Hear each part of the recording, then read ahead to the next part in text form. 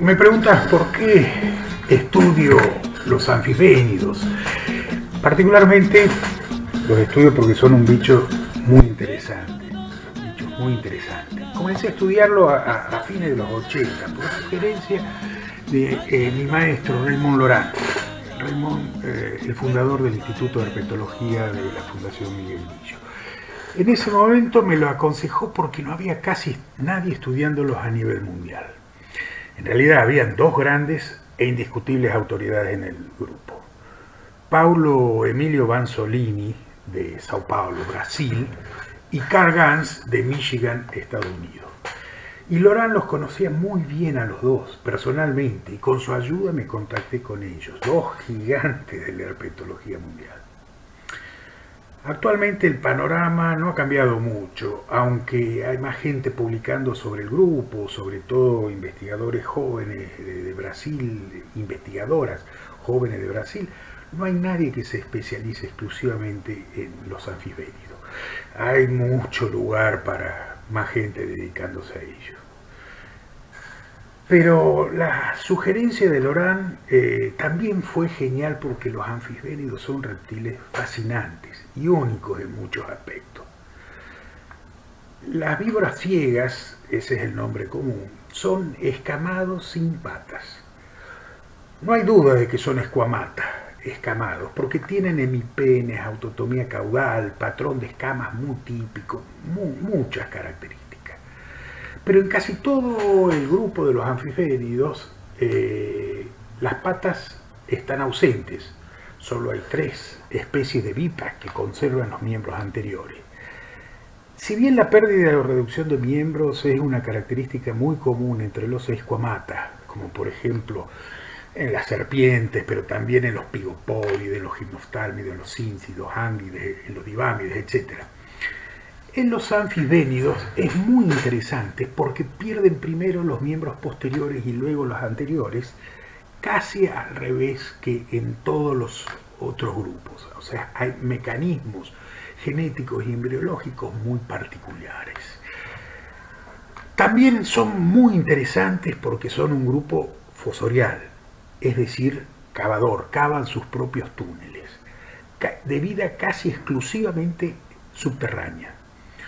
Los únicos reptiles que son tan fosoriales como ellos son las serpientes uropeltios, que no son de acá, son de la India. Hay muchos otros grupos de esquamata que viven bajo piedras, troncos o en la hojarasca, o en cuevas o escondrijos de la tierra, pero que no cavan sus propios túneles. Los anfisbénidos cavan con la cabeza como ariete. Eso requiere, con la cabeza cavan y requiere adaptaciones especiales. Por ejemplo, tienen un cráneo muy fuerte, con suturas dentadas que hacen que los huesos craneales no puedan deslizarse, no puedan moverse cuando las potentes fuerzas de excavación se aplican para cavar. Los anfisbénidos viven en una variedad de sustratos, en arena, en tierra suelta, en humus, en tierra compacta, con piedras, etc. Para cavar túneles en sustratos tan diversos tienen la cabeza de diferentes formas, ¿no es cierto? Porque utilizan la cabeza para cavar. Algunos lo tienen de forma cónica, como por ejemplo el género Amphisbena, pero otros los tienen en forma de pala, como Leposternon, y cuando lo introducen en la tierra con un movimiento vertical, compactan el sustrato en el piso o en el techo del túnel. Otros, en cambio, como Anops, tienen la cabeza en forma de cincel o de quilla de barco vertical. Entonces, cuando entierran la cabeza en el suelo, con un movimiento horizontal, compactan el suelo en los laterales del túnel. Y mucho más extraños son los que viven en arena suelta o húmedo, porque la arena es incompresible, no pueden compactarlo.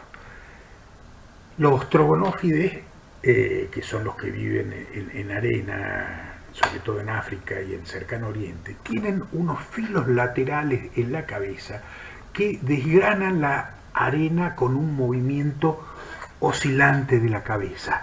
Y cuando van sacando con estas cuchillas laterales los granos de arena, hacen pasar la arena por la parte ventral del cuerpo. Es decir, son fascinantes en la manera que cavan.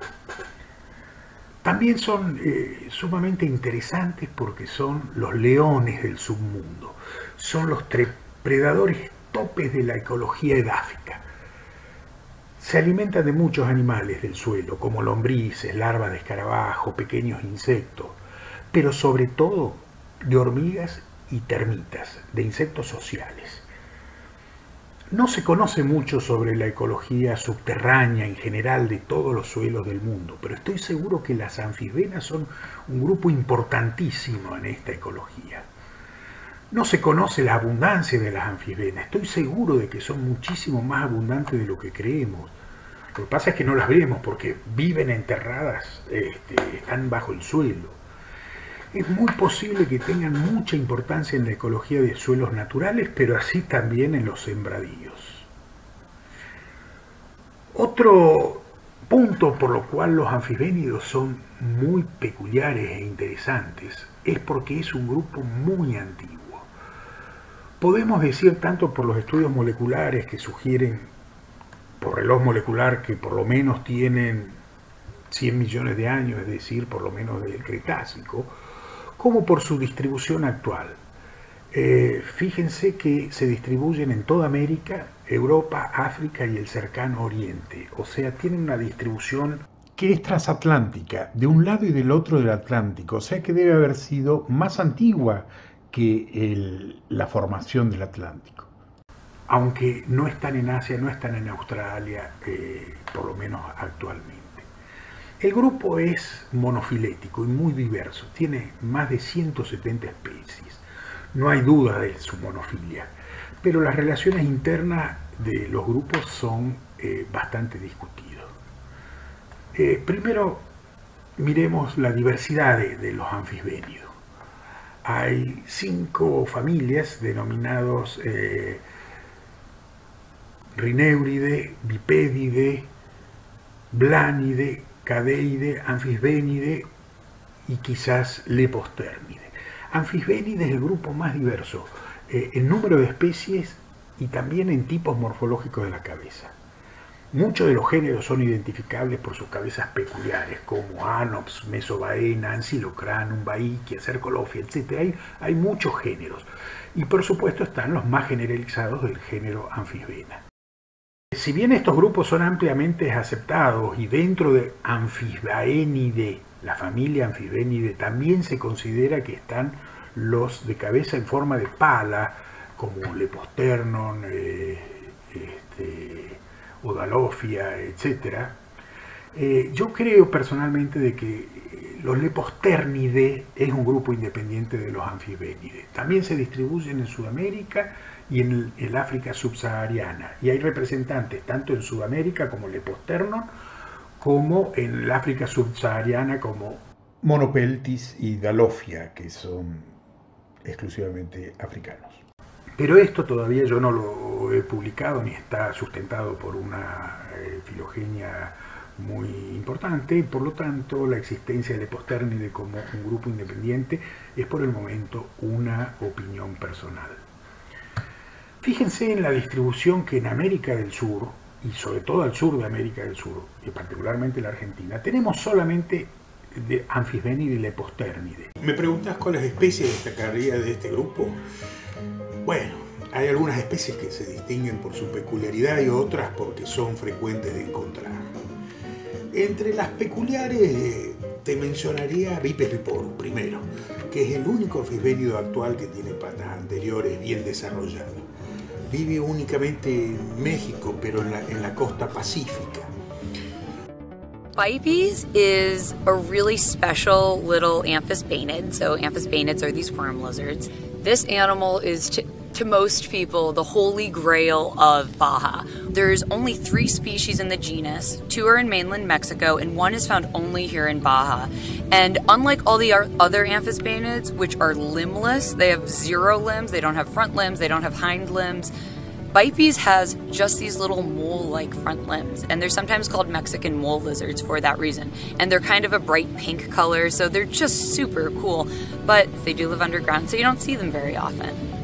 Siendo tan alargado y las patas parecen tan pegadas a la cabeza que los mexicanos le dicen víboras con oreja. Otro peculiar es Amphisbaena alba. Es una especie muy común y abundante en toda América del Sur, excepto en Argentina. Aquí no la tenemos justamente, pero en todo Brasil, desde Panamá, Brasil, etc. Puede tener casi medio metro de largo y 3 o 4 centímetros de diámetro. Piensen que un animal cavador, para hacer el túnel, el esfuerzo de hacer el túnel está directamente relacionado con la sección del túnel, de manera exponencial. Por lo tanto, cuando aumenta un poco el diámetro, la sección y el esfuerzo que tiene que hacer para cavar el túnel aumenta con el cuadrado del diámetro. Por lo tanto, es muy raro tener gigantes subterráneos. Y este es uno.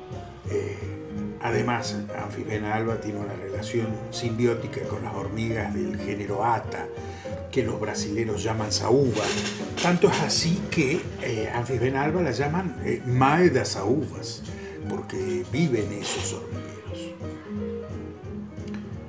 Otra especie interesante es Amphisbaena fuliginosa, que es casi tan grande y tan ampliamente distribuida como Amphisbaena alba.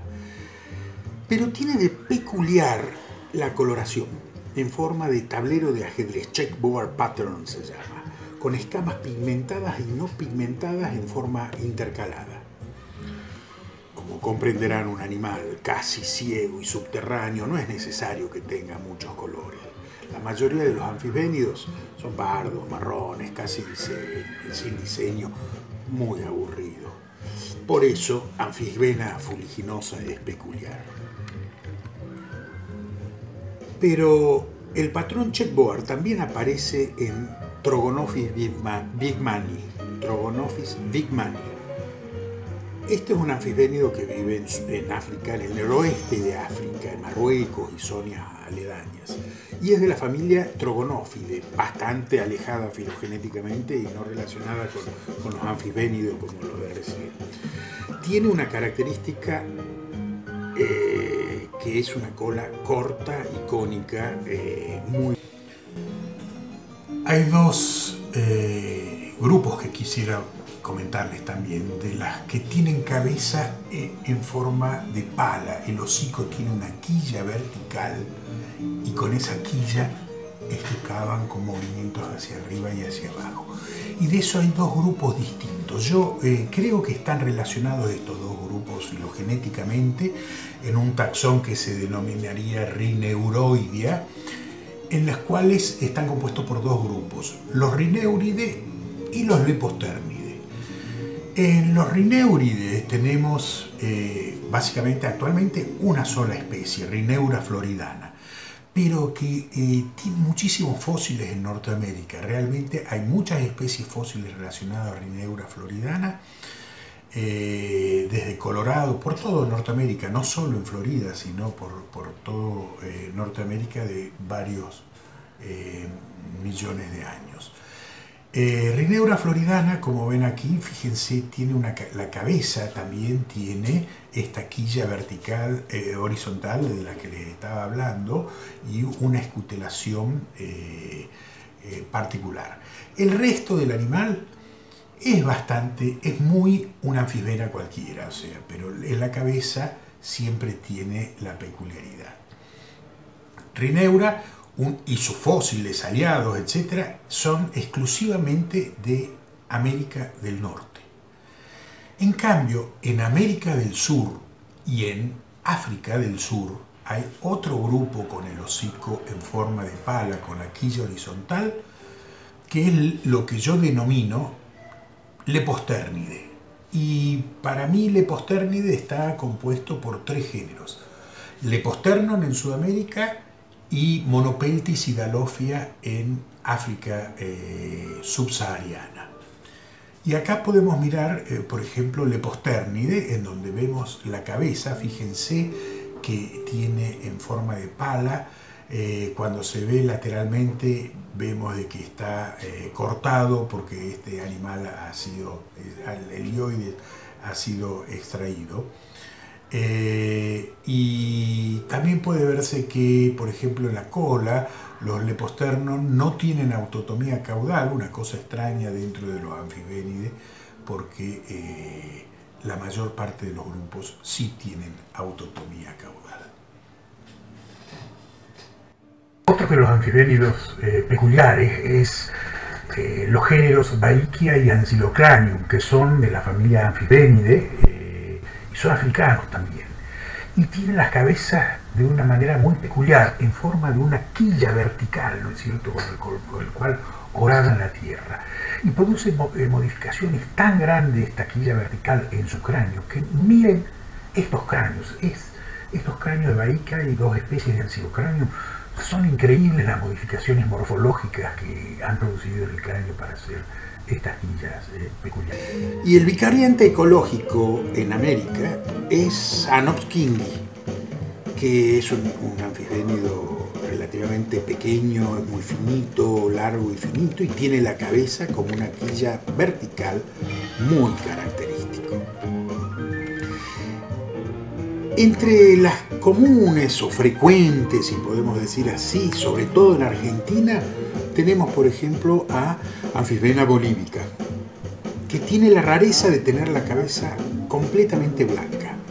Y además también es muy grande, no tanto como Amphisbaena alba o fuliginosa, pero casi tan grande. Y Amphisbaena bolivica se distribuye en el norte y noroeste en el norte de Argentina. Entre los más comunes en Argentina, por lo menos, es Amphisbaena heterosonata.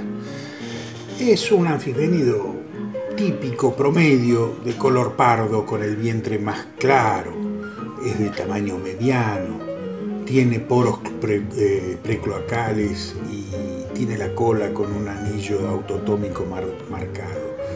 Es, podríamos decir, un anfisbénido promedio sin una característica especial.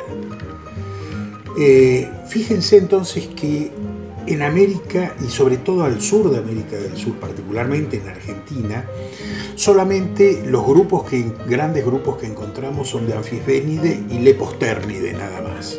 En Argentina solamente tenemos 11 especies, mientras que en Brasil hay más de 70, o sea, está una diversidad completamente distinta.